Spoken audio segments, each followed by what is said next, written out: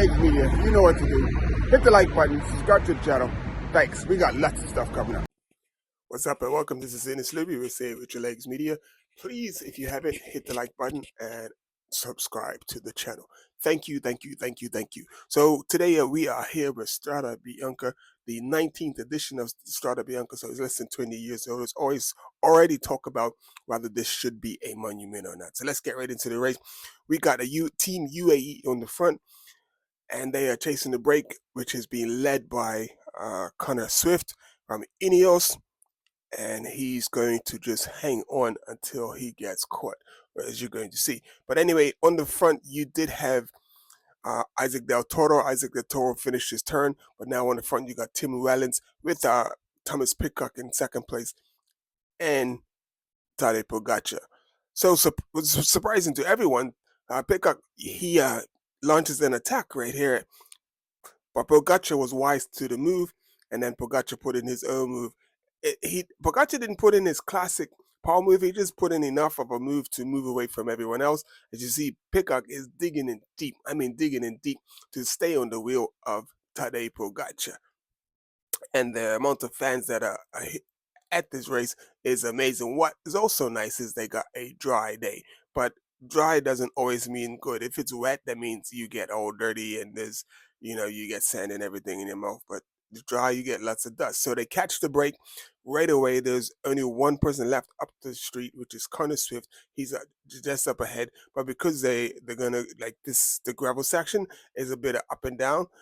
Once they start going up again, Tadej and Pidcock was pretty much going to move away from the break and then catch up to Connor Swift. So 77 kilometers to go. They catch the what remains of the break, or the back end of the break, because you still have Connor Swift off the front. So just having a look back at the attack, Tom Pidcock going on the attack and Pogacar followed him. So now they've caught the break, Pogacar and Pidcock have caught the break, and then just in front of them is Connor Swift. So still just a little uphill left. So Pogacar decides to kick it a little bit just to get rid of the guys in the break who can hang on. But as they cross Connor Swift he's just able to get on the back of these guys. He's been out in the front since the breakaway, so he's been out there all day. So it's pretty amazing that he still had the legs to get on to Pogacar and Pidcock. And here you can see Pogacar's riding this gravel roads. He's really technical and he's riding it really well. And he has one of the best descendants in dirt or any type of off-road condition in the world, and Thomas Pidcock behind him sitting on his wheel. So these two, you got the powerhouse descent. So it's a mess. It's an awesome combination, because you got Pogacar who can go up fast as anything, and then you got Pidcock who can go down. It doesn't matter. So that combination, the two of them pushing each other, they're going to go away from everybody. So it was pretty impressive to see Pidcock moving away with Pogacar, and the only one able to ride with Pogacar. So going into the race, I was like, I got Pogacar, Pogacar for the win. But then it sort of changed my mind, and I was sort of rooting for Tom. But here you can see Pogacar takes his feedback, and he's apologizing to Pidcock because the bag swung back really far and almost hit him in the face. So Pidcock didn't get any water or anything, so Pogacar just gave him a bottle. So this favor would get paid back later on in the races, you're going to see. So they're going into sector, I don't see which sector is, but it's 53 kilometers to go. They're going to show the sector the second. And they're on the track, and it's a Monte Perete. And it almost looks like Connor Swift is trying to come around to get to the front, but he's hanging on. And it's a massive job that he's doing, because he's been out in the front all day. And to be able to still hang on these guys after they attacked everybody and go away. And he was looking really good for him for the podium. So they've got 112 on the chasing group, and they've gone away really quickly. And Connor Swift is just hanging on to Pidcock and Pogacar's wheel. So he's doing a really good job. And it's just for Connor Swift just to hang on. Just hang on, and dude, you guarantee the podium. And no one's expecting him to win. Pidcock and Pogacar are not asking him to take a turn to the front. They know he's been out all day, and they know that he's probably on his last his last straw, just trying to hang on. As you can see, it's going up again. And this Strada Bianca, it never really settles down. It's always going up and down. There's no real flats. So as you can see, Pitcock going to the front to take his turn, and you can see the grade. It's really steep. This is a short sector, but you can see how punchy this is. And there's a total of just under 5,000 meters of climbing. So that's just like 15. So what do we have here? The camera ran away, and then we had Pogacar just not getting the corner right. And then you'll see in a minute, they're going to show the replay. He just gets the corner wrong. And Pitcock with his skill, he's just able to like take the corner. So Pitcock's out the front. But also Pitcock was pretty smart about this. It was smart for Pitcock, but then also bad for uh, Connor Swift, because here you see, like it's like Pogacar's just not even, like he just drops his head. When he drops his head, and that's when the wheels go from under him. He changed his body weight. And here you see Connor Swift, he reacts the wrong way. Pitcock goes under, and Connor Swift goes over. So they get Pogacar a new bike. And he gets on the bike, and then he chases back, and he gets back. But Connor Swift is in front, and that's the first person that Pogacar's got to catch. Connor Swift, and then he's got to catch Pogacar. So how this was really bad for Connor Swift, because just sitting in the wheels, he's riding at a steady pace, which gives him a chance to recover before all of the climbs in, and he can possibly hang on. But you see Tom Pitcock up front now, and he's riding this crowd. This crowd is just amazing. The other thing is, it's an amazing crowd, but the noise that you get from the crowd, like just being amongst riding through them, it's just out of this world. It's flipping amazing. It actually, you usually don't feel any pain in this moment, because there's just so much noise, and you're annoyed with the noise that they're making. You just want to get away from them. But anyway, here you see Pogacar catching up to Connor Swift, and you see the official just trying to get the guy to stop, so he's not hindering Pogacar.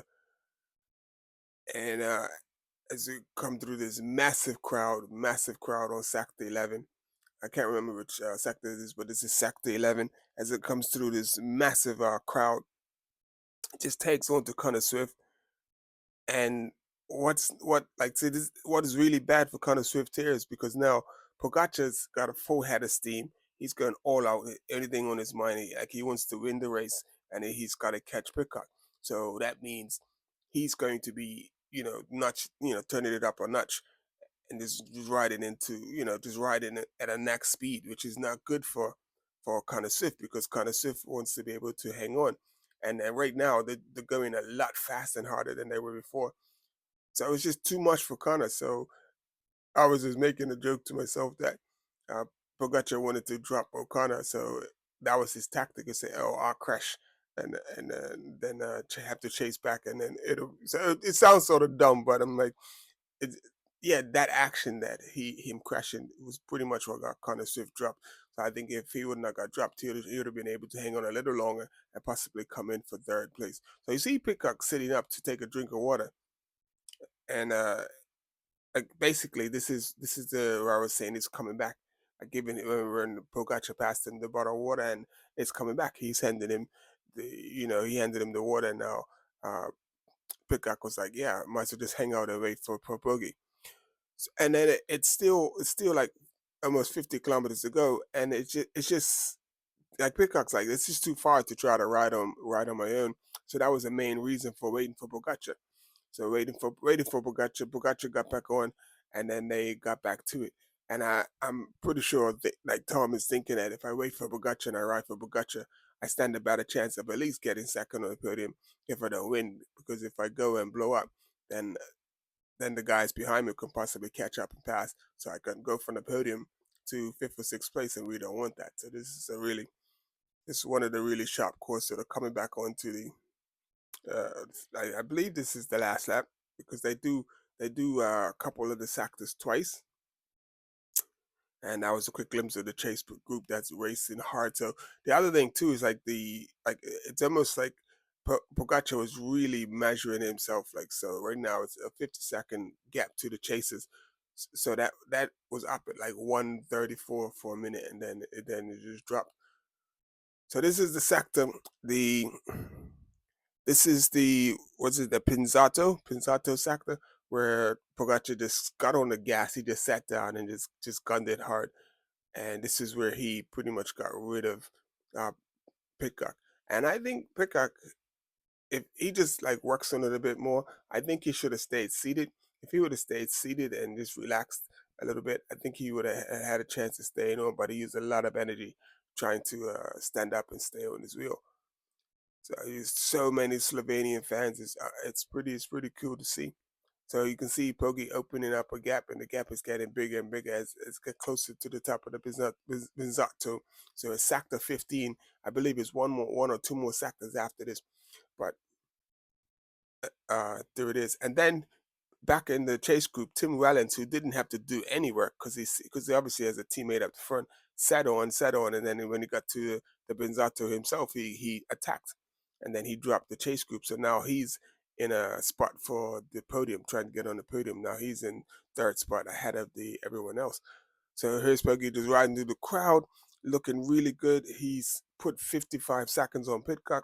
Pitcock's still riding strong, and Tim Wellens is at 1:37. The thing about Tim Wellens is looking at the time, it's like he's making time, like he just might catch Pitcock. So and that's the last thing that Pitcock wants. He doesn't want to be fighting for that second place. And it was a really smart move of Pitcock not to try to go on and win the race. Like you said, he was being smart, and he knew that he wouldn't be able to get away. So we have at the front of the race by 1 minute and 15 is Pogacar over Pitcock, and we are on the last climb up into Siena.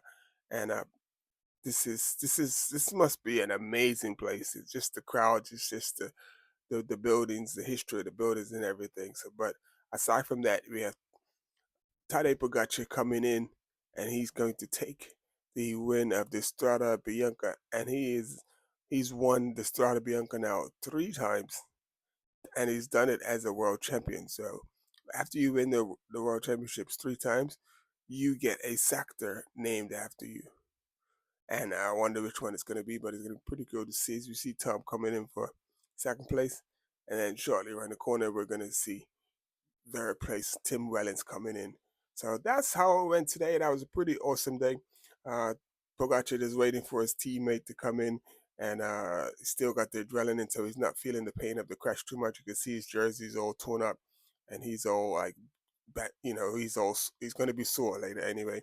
So in the other fantastic finish was by Ben Healy, a BF Education, the Irish cyclist. So anyway, that's how the day went. It was a pretty good day. So it was pretty good races in the men's and the women's race. So if you check this one out, go and check out the ladies race. Go check out my review of the ladies race. So I hope you enjoyed that. Remember, hit the like button, subscribe to the channel. I do appreciate you. So we gotta run this thing up, man, because I really want to do this thing. I feel like I'm doing this thing, and we got some stuff coming in the works. And the other thing I'm working on is getting some t-shirts. I'm just gonna print some t-shirts to give away.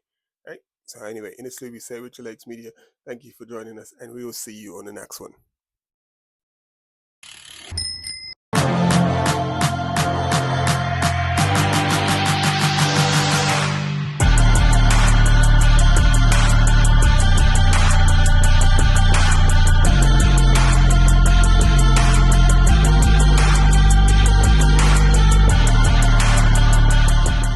Say with your legs media, you know what to do. Hit the like button, subscribe to the channel. Thanks. We got lots of stuff coming up.